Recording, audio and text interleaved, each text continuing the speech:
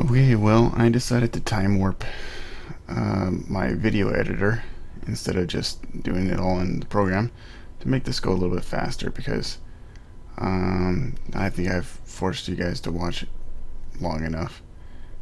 Now we can actually get to where I actually land on the moon.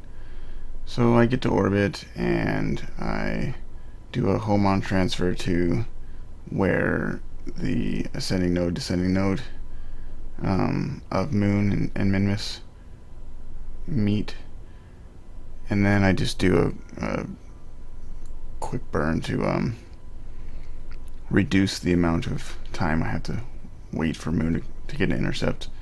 I don't actually get an intercept on the first or second try, I think, but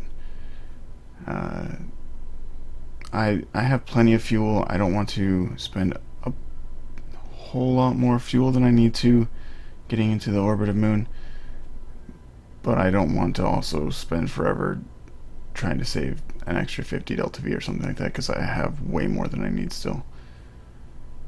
And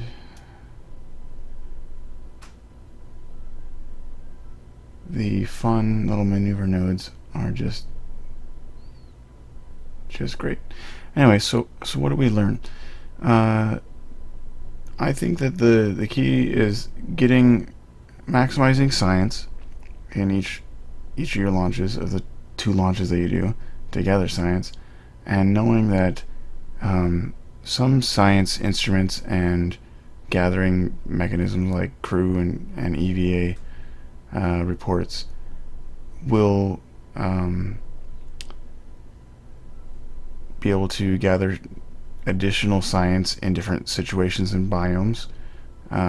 Some of them, like the mystery goo, can actually gather partial, and then having an extra 2 different ways of capturing that can, with the depreciating returns, get the most out of your science. So on the first launch where I went to the grasslands, but I first got all the crew reports and took the data out of the cabin, went to high altitude, all those different things got me enough science, and also going to new places such as low altitude, high altitude, space, orbit, high orbit, the moon. All of these get you money too, which makes it so that you can upgrade your launch pad for the second launch, and while you're in space in orbit, you can upgrade the mission and astronaut complex, so that you can do EVAs in space, and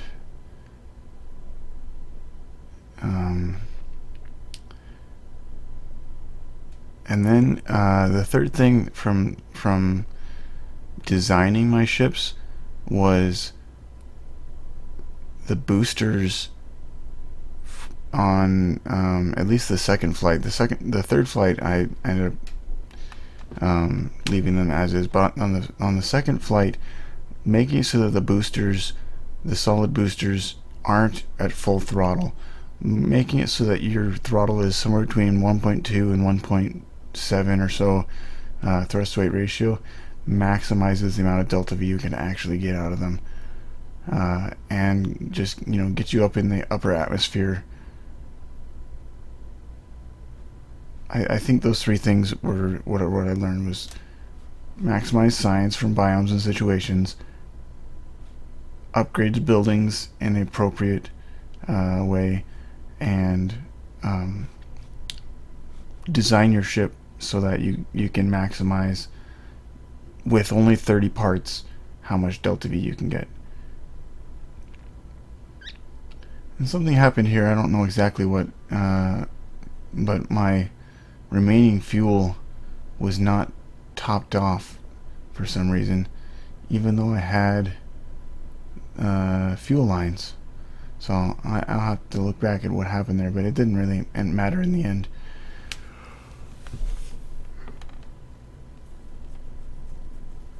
Whew.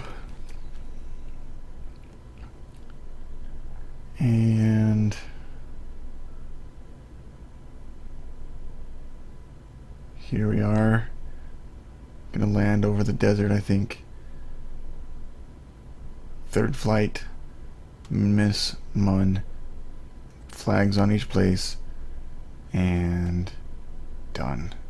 I was pretty happy with this. I mean, I had 600 Delta V left when I'm right next to Kerbin. I could have left the fuel in the tank and maybe landed closer to KSC, but I decided to just make my re-entry a little bit faster and slowed it down with my fuel.